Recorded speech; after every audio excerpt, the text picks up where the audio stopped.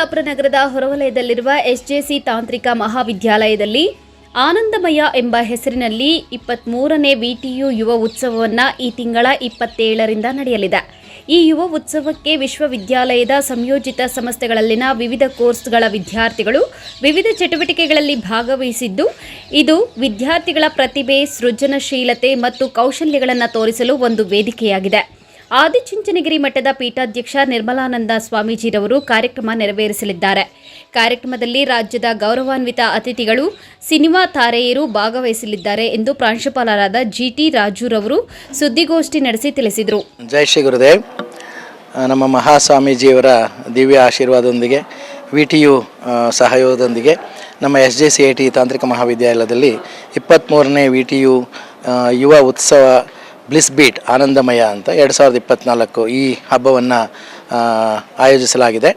ಇದಕ್ಕೆ ರಾಜ್ಯದ ಪ್ರತಿಷ್ಠಿತ ಇಂಜಿನಿಯರಿಂಗ್ ಕಾಲೇಜುಗಳು ಮೋರ್ ದೆನ್ 80ಕ್ಕಿಂತ ಹೆಚ್ಚು ಇಂಜಿನಿಯರಿಂಗ್ ಕಾಲೇಜುಗಳಿಂದ 3000ಕ್ಕಿಂತ ಹೆಚ್ಚು ವಿದ್ಯಾರ್ಥಿಗಳು ಬಂದು 25ಕ್ಕೂ ಹೆಚ್ಚು ಕಾರ್ಯಕ್ರಮಗಳಲ್ಲಿ ಭಾಗವಹಿಸ್ತಾರೆ.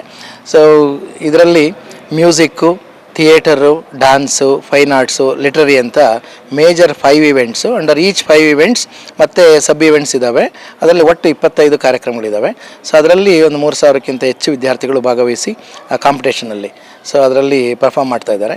ಸೊ ಒಂದು ಕಣ್ತುಂಬ್ಕೋಬೋದು. ಈಗ ಮ್ಯೂಸಿಕ್ಕಲ್ಲಿ ಎಲ್ಲ ಥರದ್ದು ಮ್ಯೂಸಿಕ್ ಕೂಡ ಇರುತ್ತೆ. ಡ್ಯಾನ್ಸಲ್ಲಿ folk dance, particularly group dance, solo dance ಇರುತ್ತೆ. ಸೊ ಥಿಯೇಟ್ರಲ್ಲಿ mime, mimicry, one act play, skit, ಈ ಥರ ಎಲ್ಲ ಕಾರ್ಯಕ್ರಮ, ಮನರಂಜಿಸುವ ಕಾರ್ಯಕ್ರಮಗಳು. ಪರ್ಟಿಕ್ಯುಲರ್ಲಿ ವಿದ್ಯಾರ್ಥಿಗಳ ಒಂದು ಈ ಕ್ರಿಯೇಟಿವ್ ಥಿಂಕಿಂಗ್ ಅಂತ ಏನು ಹೇಳ್ತೀವಿ, ಆಮೇಲೆ ಪ್ಯಾಷನ್ ಟುವರ್ಡ್ಸ್ ದಿಸ್ ಮ್ಯೂಸಿಕ್ಕು, ಅವರ ಒಂದು ಟ್ಯಾಲೆಂಟು ಇಲ್ಲಿ ಪ್ರದರ್ಶನಗೊಳ್ತಾ ಇದೆ. ಸೊ ಒಂದು ಉತ್ತಮ ಅವಕಾಶ. ಸೊ ಸಾರ್ವಜನಿಕರು ಮತ್ತು ವಿದ್ಯಾರ್ಥಿಗಳು, ಪರ್ಟಿಕ್ಯುಲರ್ಲಿ ಇಂಜಿನಿಯರಿಂಗ್ ಕಾಲೇಜ್ ವಿದ್ಯಾರ್ಥಿಗಳು, ಡಿಗ್ರಿ ಕಾಲೇಜ್ ವಿದ್ಯಾರ್ಥಿಗಳು ಇದರಲ್ಲಿ ನಮ್ಮ ಕಾಲೇಜಿಗೆ ಬಂದು ಸೊ ಅವರಿಗೆ ಅಭಿರುಚಿ ತಕ್ಕನಾಗೆ ಅವರಿಗೆ ಯಾವುದು ತುಂಬ ಕಾರ್ಯಕ್ರಮ ಇಷ್ಟ, ಪ್ಯಾಷನ್, ಅವ್ರಿಗೆ ಯಾವ ಆಕ್ಟಿವಿಟಿಗೆ ಪ್ಯಾಷನ್ ಇದೆ ಆ ಆಕ್ಟಿವಿಟಿನಲ್ಲಿ ಕರೆಸ್ಪಾಂಡಿಂಗ್ ಆಕ್ಟಿವಿಟಿನಲ್ಲಿ ಭಾಗವಹಿಸಿ ಹೆಚ್ಚಿನ ಮನೋರಂಜನೆ ಪಡ್ಕೋಬೋದು ಅಂತ ಹೇಳಿ ಎಲ್ರಿಗೂ ತುಂಬ ಹೃದಯದಿಂದ ಈ ಕಾರ್ಯಕ್ರಮಕ್ಕೆ ಸ್ವಾಗತ ಕೋರ್ತಾ ಇದ್ದೀನಿ. ಕಳವಾರ ಅರುಣ್, MMTV ನ್ಯೂಸ್, ಚಿಕ್ಕಬಳ್ಳಾಪುರ.